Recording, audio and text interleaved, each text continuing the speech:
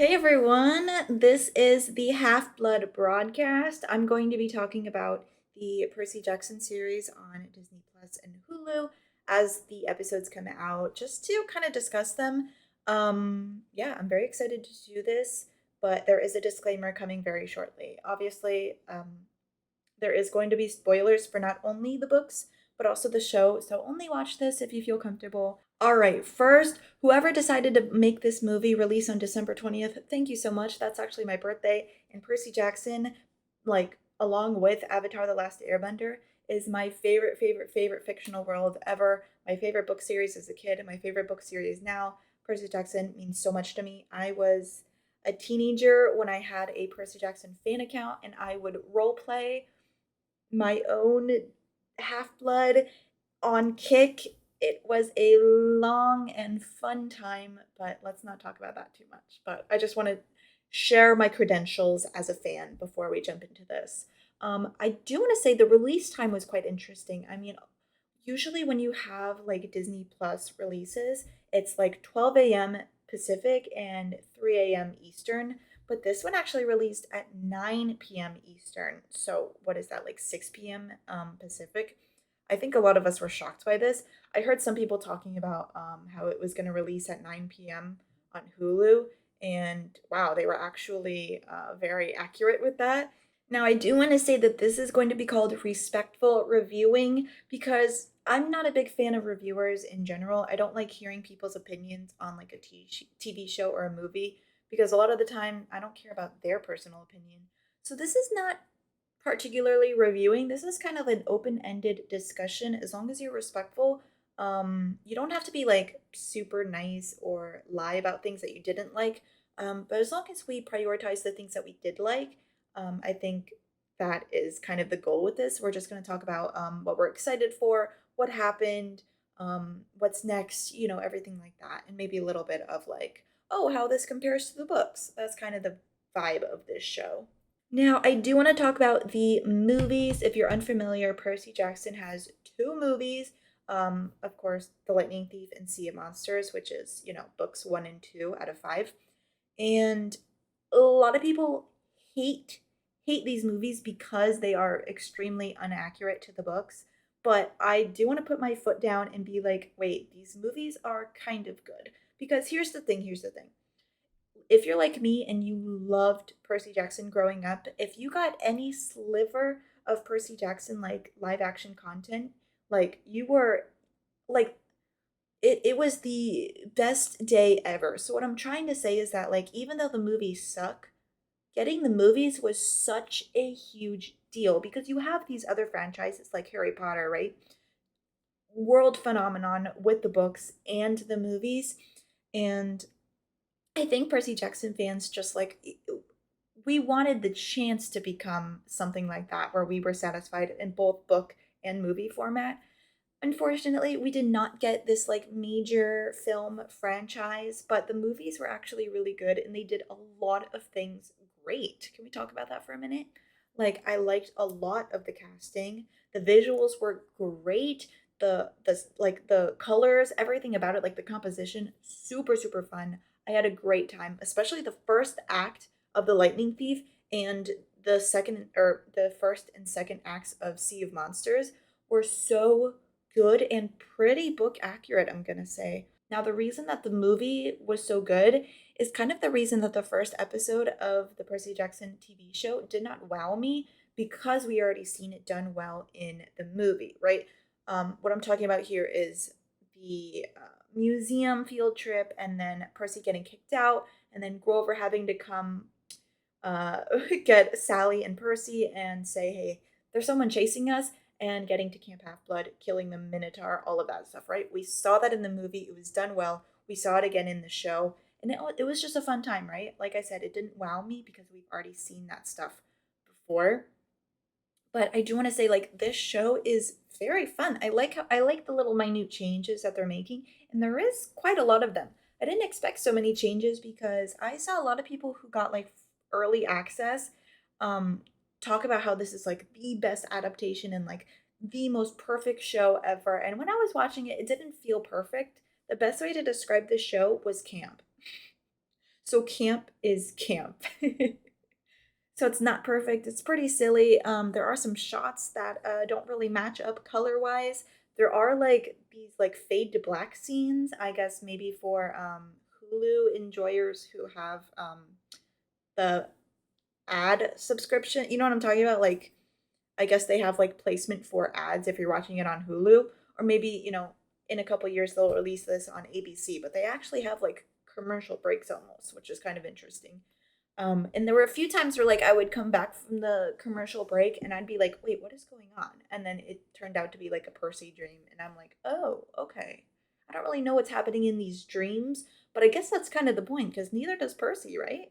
I feel like every Half Blood goes through these like wild, wild dreams and they don't know what's happening. So I guess that's normal. So, what happened in these two episodes, right? So, we talked about this a little bit before where it's like, okay, they get to camp, right? Basically, everything that happens is Percy gets to camp. He's meeting Mr. D. Mr. D's in this. He's meeting Kyron. Um, Luke takes him in because, of course, Percy goes to the Hermes cabin because he's unclaimed. And, him and Luke kind of develop a friendship. And, um, Clarice starts her little bullying escapade, and Percy gets back at her by throwing the toilet water on her face. Oh, and then Capture the Flag happens, and Percy kind of takes on not only Clarice, but like her brothers and sisters too, in like a one-on-one. And it was very incredible. And after Percy does extraordinarily well in Capture the Flag, of course, he gets claimed by Neptune. Oh, can you tell I've been reading Heroes of Olympus? I mean Poseidon. Poseidon. Poseidon. So as you watch the first two episodes, I'm sure you've realized that they have made some changes to the or from the books, and I actually don't mind any of these, I don't think, honestly. Some of them are weirder than others, right? I mean, you have the little fun situation where Mr. D tricks Percy into thinking that he's his dad, and you have Percy like killing time during Capture the Flag and like flossing and stuff. Like that stuff's really fun. I really like how they kept Percy's like cringe humor and didn't actually try to make him like this super hilarious comedian. Because I think what makes him fun is that he has like those quips like Spider-Man does, where he'll just like, back and forth with monsters, with gods, like anyone. He does not discriminate with his remarks. So I like how they kept that around. Other book changes is I think a lot of the character interactions have changed a lot. I think when you have the book, from the beginning, it's like Percy and Grover, Percy and Grover, Percy and Grover. And I think for this one, they kind of developed a little bit of a distance between them at the moment. And also Annabeth, because like when you have Percy coming to Camp Half Blood, like Annabeth immediately like takes him in, takes him on a tour, and they are, kind of a little duo. And that doesn't happen either. This one, she's more like, I'm watching you from afar to see if you are the one. Are you the one that's going to help me go on a quest? Finally, I've been here for, what is it, like 5 years or something? I've been here for 5 years. I need to go on a quest right now. Um, and the only friend that like Percy genuinely thinks he has right now is Luke. And I think the reason for all of these changes is to develop a what's this called? Like a character growth, right? I think the reason is Percy they're developing, of course, Percy's close relationship with Luke so that when Luke betrays him, it's going to be catastrophic, right? So they're trying to develop this a little bit closer, which I really like, right? And I also think they're doing that with Percy and Grover because they're not as close as they are in the TV show at the moment. So I think when they go on the quest, they're going to become that found family, which is kind of interesting because, like I said, in the book, it's kind of them three like from the beginning, as soon as they arrive at camp. But for this one, Percy's kind of alone and he doesn't know who to trust fully. I mean, he trusts Grover a little bit, but like Annabeth, he doesn't really know at all. So I'm not mad at this change. I think, like I said, on this quest is when they're going to really become like friends and like found family. So I think it's supposed to like develop our emotional impact with Percy's journey as a loner to a friend. I think that's what we're going for. Right, so we talked about Percy, we talked about Grover, we talked about Annabeth and Luke. Let's talk about all the other characters. I really like everyone so far. I'm also not one of those people who it's like, oh, I hate how this person was casted. I hate how this person was casted. I think it's a little early to share my thoughts about who's doing well and who's not doing well. I'm going to trust Rick and his wife Becky because they have been very, very close to the production of this show. And I think Rick personally chose the big three, um, Percy, Grover, and Annabeth. I realize I can't say big three because that means the gods. Um, but I can't wait to see why Rick chose these characters. Like I said, I'm not going to give my opinion and be like, oh, I don't like Grover. I don't like Percy, whatever. I, I'm not going to do that. I'm excited to see more from them. And there's no one I'm like, okay, this person's taking me out of the show. Like, no, everyone is very good so far, and I'm enjoying it a lot.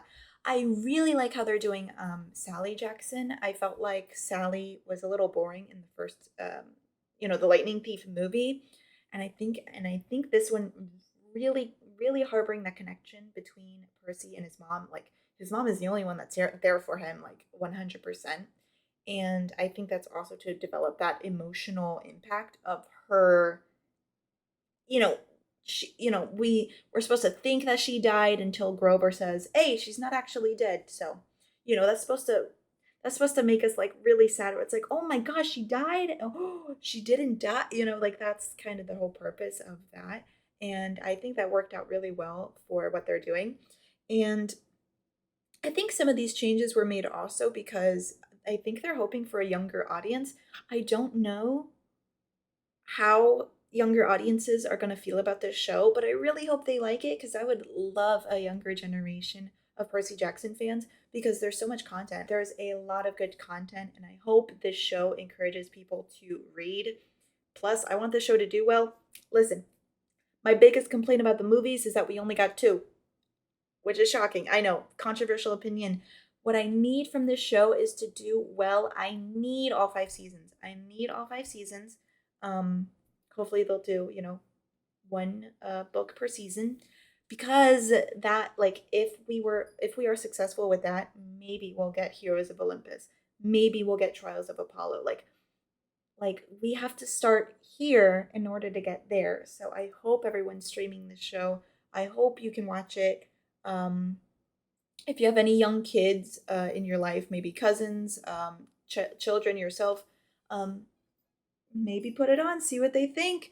I don't know. I'm just excited for more people to learn about Percy Jackson because not everyone did. I think, looking at a 5 book, like a 5 book phenomenon is probably a little intimidating, especially to people who don't really enjoy reading. So I like that there's a TV show for these kids to try out. Last thing I wanted to mention about this show is I like the setting so far. I like how camp looks. It's pretty different than how I anticipated, but obviously it's not going to look super amazing and extravagant because they don't have like a film budget for this. But I really like it so far. The cabins are really fun. We haven't seen too much of the camp just yet, so I can't share my thoughts. Um, but I think it's pretty much pretty close to book accurate, which is very fun. I mean, Camp Half Blood is like the root of this show, so if they can't get that right, they have nothing to feed off of, if that makes sense. Because, like I said, this show is camp, right?